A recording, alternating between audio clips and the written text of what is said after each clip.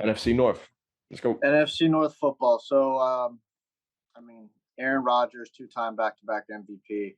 He runs the NFC North. It goes through him. The defense is really good. I know John's very high on them.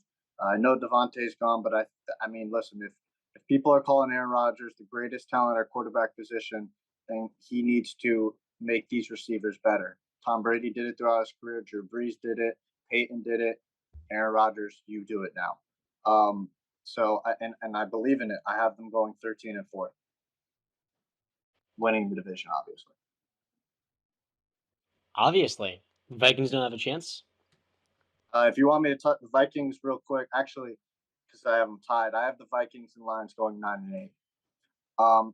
For the Vikings, They got a rookie head coach. I've always said on this show, and before we started this show, Kirk Cousins is a numbers guy, and I don't believe in Kirk Cousins as a winner. He's not the guy.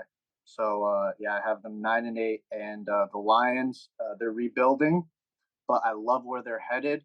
I think they need to commit and give Dan Campbell 5 to 6 years to really start to give him time. He's a coach where you invest in him so he can invest in the team and take this team to where they should have been when they got Matthew Stafford and they kept fumbling and fumbling and fumbling. So obviously Goff's not the guy, but I love where they're headed with them, and I have them finishing 9-8, and I think they can shock a lot of teams. Oh, 9-8. That's awesome. Honestly, I was watching Hard Knocks last night, and I'm with you, dude. I would run through a wall for that guy. So just the way they started the first episode, I was like, oh my gosh, I think I want to be a Detroit Lion, dude. I was looking for my hoodie to wear for the episode, but I couldn't find it. But just to rewind, I remember when we did our NFC North episode, I had the Vikings winning the division. And the more and more I think about it, the more and more I feel like I'm disrespecting Aaron Rodgers. The more and more I feel like that, I'm like, okay, Devontae Adams out of the fold. But as long as you got 12 under center, I think you're in good hands. And he can surpass and anything that's thrown in his way, any obstacle, he can overcome. And I know that for a fact. So I got the Green Bay Packers winning the division at 11-6. I don't think it'll be easy. I think the Vikings are right behind them at 10-7. I'm with you on the Lions. I got them at 7. And who's the bottom of the barrel over here? Obviously, I'm not gonna crap on the Bears yet, but yeah, 3-win team. But I love the Packers this year, not in a Super Bowl sense, but in a sense that I just can see Aaron Rodgers doing all that's in his power to lead them to the number 1 spot. I don't think they're going to be bad. I don't think they're going to blow your socks off, but they'll do enough. They have a very good defense. So Aaron Rodgers is the most disrespected player in the NFL. I mean, for a two-time MVP that basically destroyed and tore up the entire NFL in response to the Packers taking his successor instead of a receiver in the first round, with Rodgers, you need guys that can, play with him. Specifically ones that have chemistry, and it's what made Devontae Adams the superstar number 1 receiver I think he is. So they go out this year and they get Romeo Doubs in the 3rd round. They trade up and get Christian Watson. Now, I think they'll regret passing on George Pickens for Quay Walker, an off-ball linebacker in the 1st round. I really never understood that whatsoever. That being said, the Packers' defense this year will still be elite with Kenny Clark in the front, Jaire Alexander being healthy. I say this all the time. That should be top 3, I think, top 5. And you get your healthy tackles. The receivers by the end of the season are the X factor.